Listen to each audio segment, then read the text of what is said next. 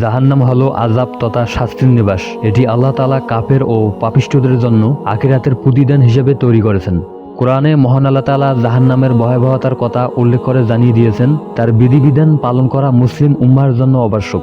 যারা আল্লাহ তাআলার বিধিবিধান পালনে ব্যর্থ হবে, তারা বিধিনিষেধ ইচ্ছাকৃতভাবে অমান্য করবে, তাদেরকে তাদের কর্ম অনুযায়ী শাস্তি প্রদান করবেন। মহান আল্লাহ তাআলা পবিত্র কোরআনে সূরা আল হিজরে বলেন, জাহান্নামের 7টি দরজা বা স্তর রয়েছে, প্রত্যেকটি দরজার বা স্তরের জন্য ভিন্ন ভিন্ন দল নির্ধারিত।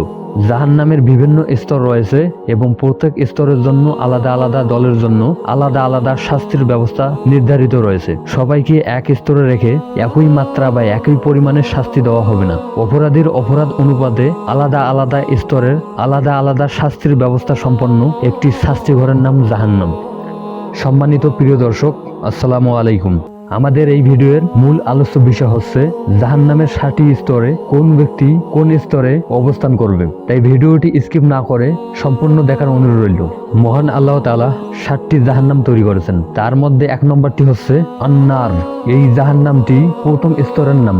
এই আন্নার জাহান্নামের শব্দের অর্থ হচ্ছে জ্বলন্ত আগুন। অনেকে একে নার বলেও অভিহিত করেছেন।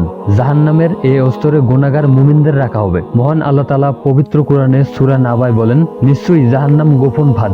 যে কেউ আল্লাহ ও রাসূলের অবাধ্যতা করে এবং তার সীমা অতিক্রম করে, তিনি তাকে এই জাহান্নামের আগুনে প্রবেশ করাবেন। সে সেখানে চিরকাল থাকবে। তার জন্য রয়েছে অপমানজনক শাস্তি। এখানে তারাই থাকবে যারা মুসলমান হয়েও পাপ করেছেন। এই জাহান্নামে তারা চিরকাল থাকবে। তারা পৃথিবীতে থাকা অবস্থায় যথারীতি মহান আল্লাহ তাআলার বিধিনিষেধ মানতেন না। 2 নম্বর জাহান্নামের নামটি হচ্ছে লাজা। এটি জাহান্নামের দ্বিতীয় স্তরের নাম।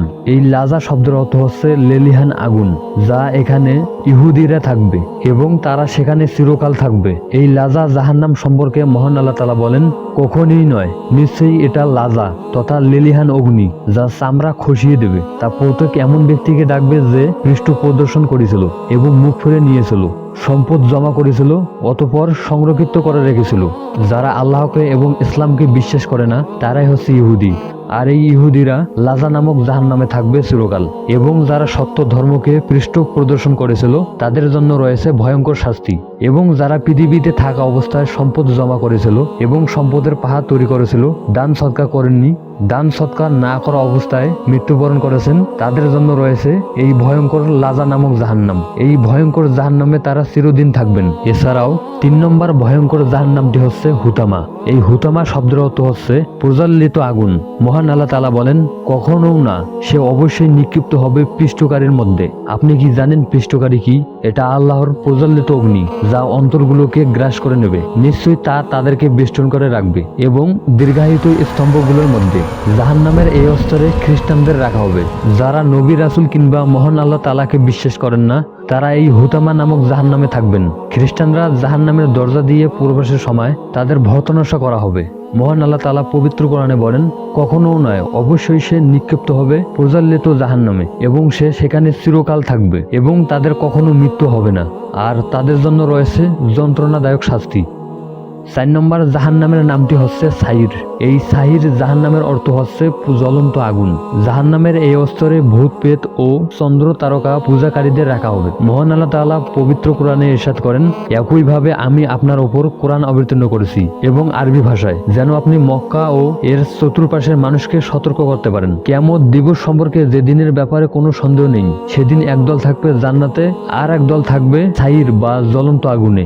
যারা পৃথিবীতে থাকা অবস্থায় বিভিন্ন মূর্তি, ভূত প্রেত এবং চন্দ্র তারকার পূজা করেছিলেন, মৃত্যুর পর তাদের স্থান হবে এই সাইর নামক জাহান্নামে। সেখানে তারা চিরকাল থাকবেন। 5 নম্বর জাহান্নামটি হচ্ছে সাকার। এই সাকার শব্দের অর্থ হচ্ছে গলিয়ে দেওয়া বা ঝলসিয়ে দেওয়া। জাহান্নামের এই স্তরে অগ্নি পূজকদের রাখা হবে। মহান আল্লাহ তাআলা পবিত্র কোরআনে ইরশাদ করেন, তোমাদের জানাবো কি সাকার বা ঝলসিয়ে দেওয়া আগুন কি? এটা হচ্ছে এমন এক আগুন যা অবশিষ্টও রাখবে না, আবার ছেড়েও দিবে না। এখানে জাহান্নামীদের কোনো মৃত্যু হবে না। তাদের কিয়ামত পর্যন্ত শুধু শাস্তিই চলবে এবং কিয়ামত পর্যন্ত তারা এই আগুনে জ্বলতে থাকবে।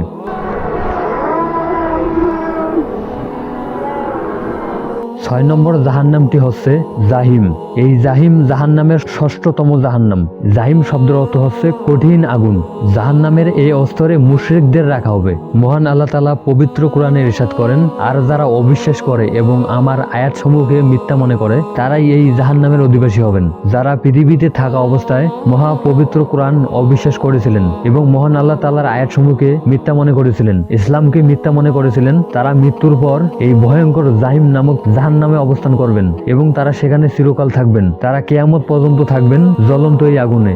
7 নম্বর ভয়ঙ্কর জাহান্নামটির নাম হচ্ছে হাবিয়া জাহান্নাম। এটি জাহান্নামের 7ম স্তরের নাম হাবিয়া। হাবিয়া শব্দের অর্থ হচ্ছে গভীর বা পাতাল। এটা জাহান্নামের সর্বনিম্ন ও সবচেয়ে নিকৃষ্ট জাহান্নাম। জাহান্নামের এই স্তরে মুনাফিকদের রাখা হবে। মহান আল্লাহ তাআলা পবিত্র কোরআনে বলেন, আর যার পাল্লা হালকা হবে তার আবাস হবে হাবিয়া দোজখে। আর তোমরা জানো কি হাবিয়া কি?